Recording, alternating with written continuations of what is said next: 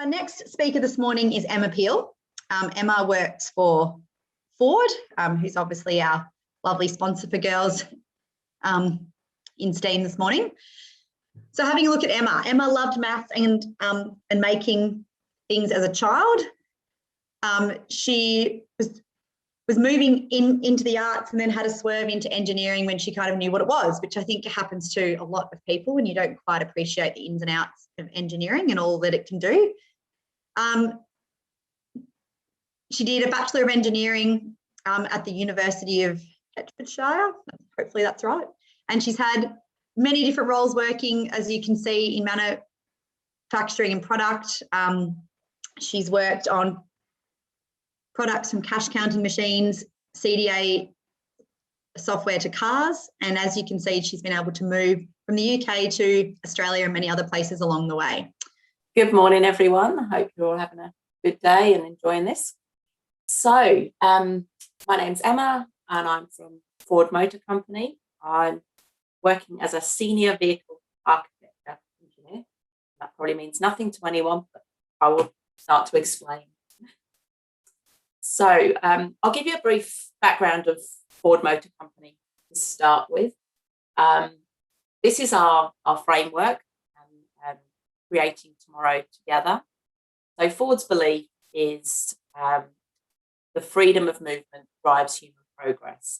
And this is something we do. We create solutions that help people and goods move in ways that make their lives better. It's something the company has believed in for 180 years. And by the way, it was our birthday yesterday. So there might be a few wrinkles on the old, company, but we are, very proud of our heritage. And this belief came from Henry Ford himself. The aspiration is to become the world's most trusted company. We have a plan for what we do, the products and services, so our cars, our propulsion, moving into autonomous technology and our connected services. And behind that, the customer is centric to everything that we do. We consider it at the core of our product development, and we bring with that passion for the products, which turn into excite and delight features for the customers. And this takes it through the entire customer journey, from shopping, buying, owning, and using. So some of these images below are about that. And the company believed that the people are the foundation of this plan. We are transforming our culture.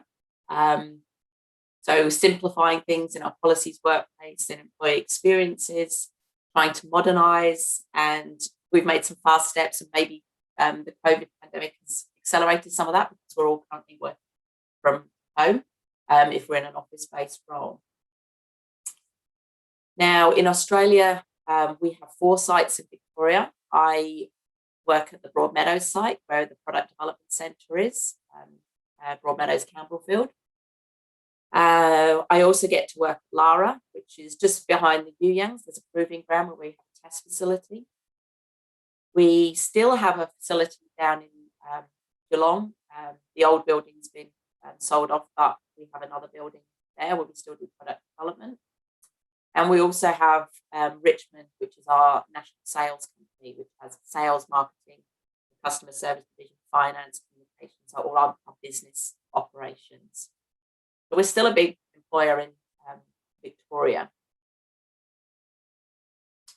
Ford also has employee resource groups, and myself and Jessica that are speaking to you today are coming from both the Professional Women's Network, which is a group of men and women within Ford that connect together to support women's careers in Ford, give support to each other, and also accelerate girls in STEM, or STEAM, as Ford like to use. We add the arts into our one. I'm also part of the STEAM team as well, and that has a philanthropic arm. So today we've managed to support you from that side of it, but also we go out and do events like this where we come and talk about our careers. We have other groups within the company as well to make sure that everyone feels inclusive. A little bit about me. So I'm an engineer. I'm from the UK. I did my degree in the UK. I had my first graduate role in a company called De La Rue.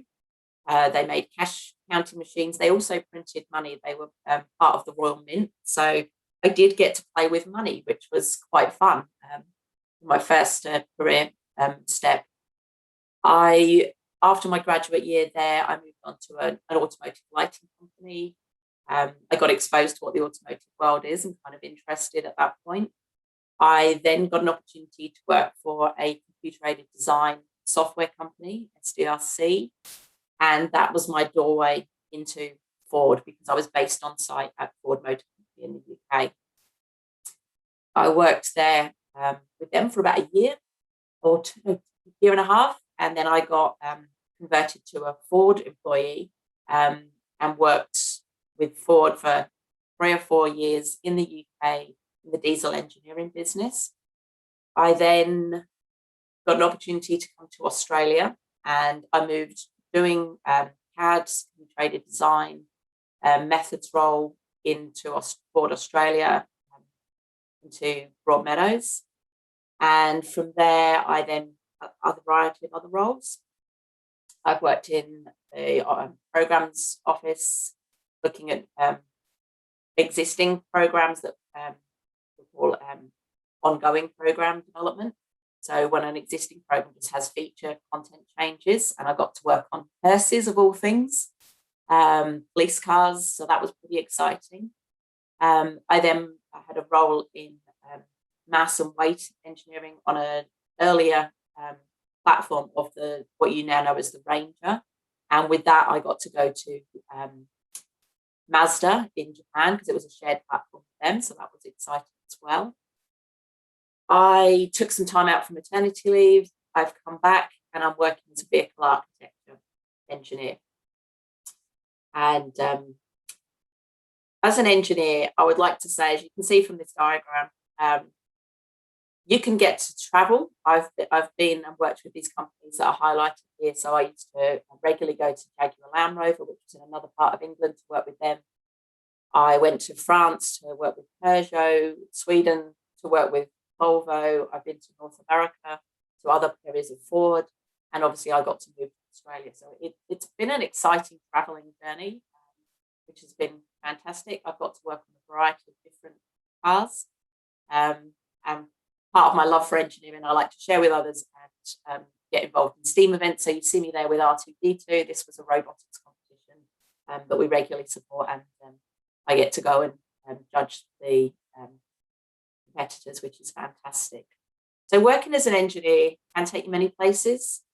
Now you can use the skills that you have to develop and create an exciting array of products, and the pay's not bad either. So maths does come into engineering, obviously, and in different ways as well. So my current role as a vehicle architecture, there's different aspects of that. A vehicle architecture gets to work on advanced programs, so the early development of vehicles, sometimes from a clean page, sometimes adding to an existing platform and creating new models and features.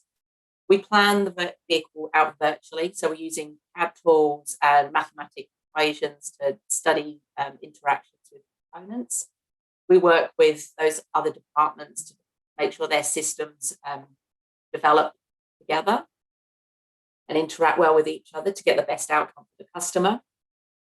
We refine these through prototyping until a full working vehicle is developed and tested, and we undertake that testing to prove correlation to virtual design works before we hand it over to other areas of engineering to take it into full production. Currently in my role, I'm working on the mass of a future vehicle. This is an example of how we're calculating the balance of a vehicle, so taking current vehicle data, adding feature content of predicted weights, seeing how it's going to perform to the front and rear in different weighted scenarios. I use some spreadsheets, which are very typical for engineers. I use some hand calculations. I use the CAD tools, so 3D modelling of the car with some existing models and some new features, and predict things like the stability of the vehicle, its towing capability, what cargo it can carry in the rear and on the roof. And then I present those findings to other engineers, planners and management to prove the virtual feasibility of the vehicle before the actual big money's spent, which is when we sort of really commit to a program and go full throttle. So on the right, you can see some examples of our customer usage of the vehicles. And this is correlation to what I'm doing in the virtual world. This is what the real world is. So in the top right there, we've got my kids on a camping trip recently using the Ranger as a breakfast bar before we hit off on the road. One of the vehicles here I see in a campsite with their rooftop tent, so the loading in the back of the vehicle, towing trailer tent, obviously, or a caravan or something at the back needs to be considered for customers and the loads that's going to create. And then we also have like your favourite pet in fact. So we really do think about the customer when we're using the mathematical. So it's a combination of bringing real life examples to the use of maths as well. So engineering combine both of those. And as Jessica said in my intro, I didn't start off on a maths journey. I was okay at maths. I enjoyed it, doing it at school, but no one led me to say, oh, you should pursue this as a career. And they didn't tell me what engineering was. I was pushed down the arts. I enjoyed art. I enjoyed textiles. I was going down that route. And I stumbled upon a friend's father who was an engineer. She talked about engineering and told me her dad was an engineer. I had no clue what it was. So that was one of my initial inquiries of what is an engineer and looking into that. I then did get a couple of opportunities with school to do girls in technology workshops and learn a bit more. And I did study technology at my A-levels. So I had these skills in my back pocket. And when I decided that the art world wasn't for me, I did a conversion course and got all my math skills up to date and all my science and did engineering. And I've loved it. I do get to do a variety of aspects of engineering, but also bringing creativity, which is great for me. So I haven't lost that side of me. I just don't do it full time as a career. So I hope that's been an introduction to you about engineering. Thanks. Thanks, Emma. That's great. And just another complete perspective on engineering to Priyani this morning and just how it can be so different. So thank you for that.